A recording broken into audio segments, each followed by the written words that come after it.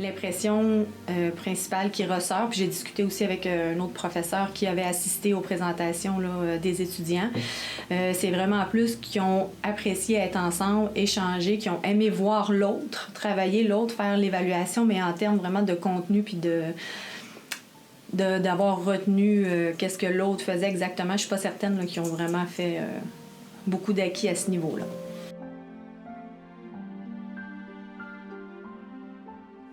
Juste apprendre à gérer l'horaire, décider de planifier la rencontre, qui allait faire quoi. Ils étaient contraints, entre guillemets. Là. Il y avait certaines obligations selon leur profession, leur champ disciplinaire, de faire une évaluation spécifique. Donc, comment intégrer les différentes évaluations pour pas que ça prenne trop longtemps, pour pas qu'ils posent 2 fois les mêmes questions non plus. Donc, en lien avec l'organisation d'une entrevue avec la personne, oui. L'organisation du travail, la gestion des rencontres d'équipe. Les travaux qu'il y avait à remettre aussi également, ça c'est sûr qu'au niveau de l'organisation du travail, là, ils ont fait plusieurs acquis. Je pense que ce qui les a aussi très, comment dirais-je, concernés, c'est l'exercice réflexif qu'on leur a demandé de faire en réfléchissant et en répondant à 2 questions à partir de ce qu'était le capital social et le capital intellectuel. Ça, c'est vraiment quelque chose qui les a beaucoup fait réfléchir en leur permettant finalement de se projeter dans une perspective de construction identitaire là, de leur identité de travailleur social un peu différente de ce qu'ils voient dans les autres cours.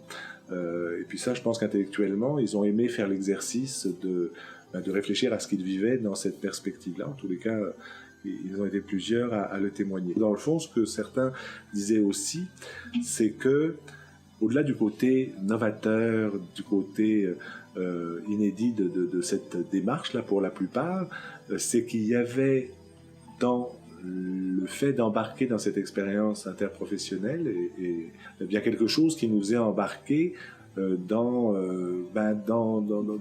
un mouvement plus créatif. Aller vers l'autre, aller à la rencontre de l'autre, relativement quand même dans un contexte inconnu, ça a été souligné à plusieurs reprises. Je pense que ça les a tellement allumés là sur quelque chose de différent que c'est ça. Il y a même un groupe qui a essayé, qui a fait une présentation sans PowerPoint, qui pour relater cette expérience a en fait décidé de jouer une mini-pièce de théâtre inspirée des Belles-Sœurs, je pense, de Michel Tremblay. Et là aussi, d'expliquer que c'était la première fois qu'ils osaient ce genre de performance. Puis, je pense que ça, c'est notre vocation, puis ça doit faire partie de nos objectifs, en créant ces liens, en créant ces ponts, en faisant en sorte qu'ils se rapprochent les uns des autres, là, et bien de leur permettre aux uns et aux autres, dans une certaine mesure évidemment, de